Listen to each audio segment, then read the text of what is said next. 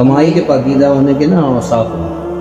حضرت ابو محمد رضی اللہ تعالیٰ عنہ سے مروی ہے کہ آپ صلی اللہ علیہ وسلم نے فرمایا جب کسی میں یہ 4 باتیں پائی جائیں تو اس کی کمائی پاکیزہ ہوگی۔ یہ کمائی کے پاکیزہ ہونے کی نشانیاں ہیں۔ خریدے تو برائی بیان نہ کرے، فروخت کرے تو تعریف نہ کرے، کسی کمی کو نہ چھپائے، درمیان میں قسم نہ کھائے۔ ایک اور حدیث ہے، اس میں کچھ اس طرح سے ہے، تاجروں کی کمائی میں وہ بہتر اور پاک ہے جس میں یہ بات ہو، بولے تو جھوٹ نہ بولے، امانت رکھی جائے تو خیانت نہ کرے، وعدہ کرے تو وعدہ خلافی نہ کرے، خریدے تو برائی نہ کرے، بیچے تو تعریف نہ کرے۔ بیجا تعریف کی بات ہے، جو اصل بات ہو وہ بتانے میں کوئی مسئلہ نہیں ہے۔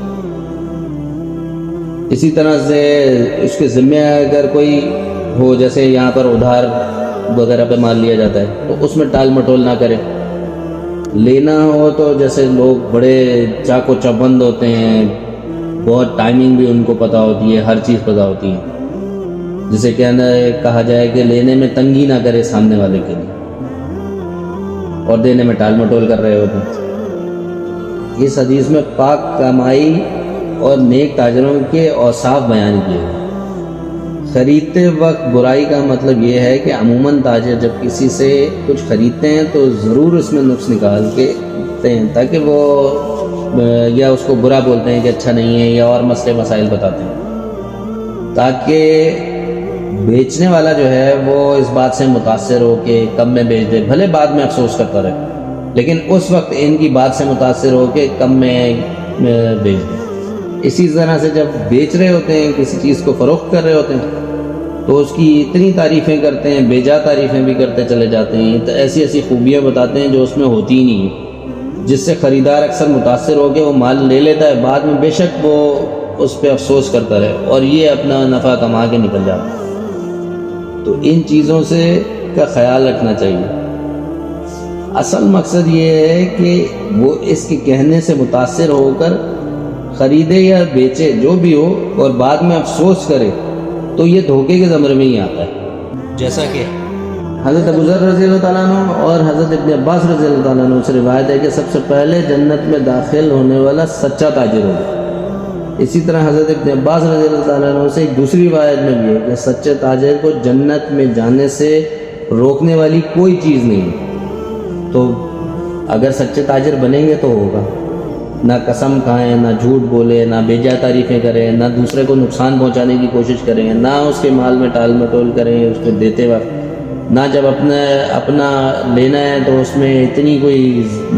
جلدی مچا دیں، بلکہ اس کو سہولت فراہم کریں، اس کے لیے آسانی کا باعث بنے۔ اور آج کل کے حالات میں تو یہ انتہائی ضروری ہے، اس لیے کہ جس طرح کے حالات چل رہے ہیں اس میں تو لوگوں کے مسائل ہی بہت زیادہ ہیں۔ اگر کوئی کمٹمنٹ کر بھی لیتے ہیں تو اس پہ پورا اترنا انتہائی مشکل ہوتا جا رہا ہے آج کل کاروباری حضرات کے لیے۔ میں نے تو یہاں تک دیکھا اور سنا ہے کہ لوگ کہتے ہیں کہ پہلے جناب ہمارے لیے